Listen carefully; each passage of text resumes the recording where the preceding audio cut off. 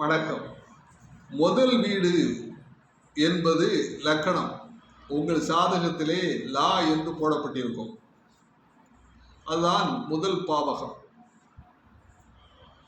அந்த பாவகம் எதை குறிக்கும், எந்த விஷயங்களை தெரிவிக்கும் என்பதை நாம் இங்கே காணப்போகின்றோம்.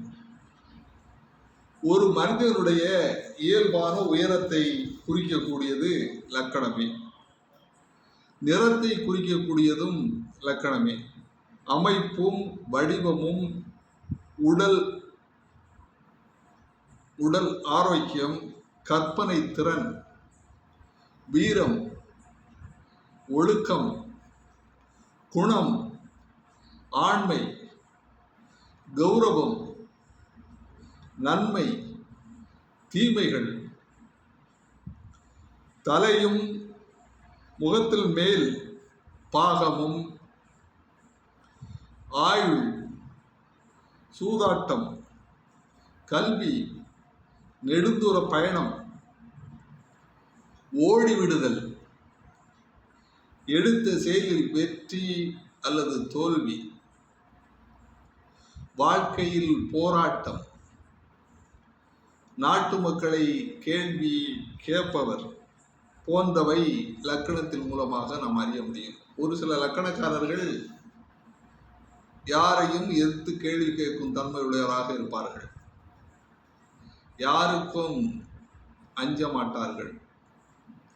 அப்ப இந்த லக்கணம் 12 பாவங்களும் லக்கணமாக வரும் பொழுது அவைகள் என்ன செய்யும் என்பதை இதில் இருக்க நான் சொன்னவற்றைத்தான் வெளிப்படுத்தக்கூடிய அமைப்புகளில் வரும். உதாரணத்துக்கு மேச லக்கணம் என்றால் அதனுடைய தன்மை என்ன? செவ்வாயினுடைய வீடு மேசம், ஒரு சரம், முரட்டு சுபாவம் உள்ள ஒரு அமைப்பு.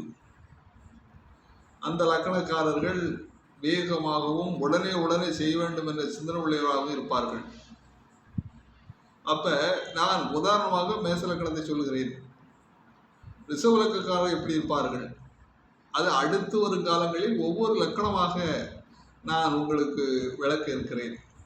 தற்பொழுது லக்கணம் என்றால் முதல் வீடு, முதல் பாவகம் என்பதை நான் இப்போ விளக்கியிருக்கிறேன். அடுத்த காணொலியில் 2ஆம் பாவம் என்ன செய்யும், எதை குறிக்கும் என்பதை நான் அடுத்த காணொலியில் விளக்குகிறேன். வாழ்க வளமுடன்.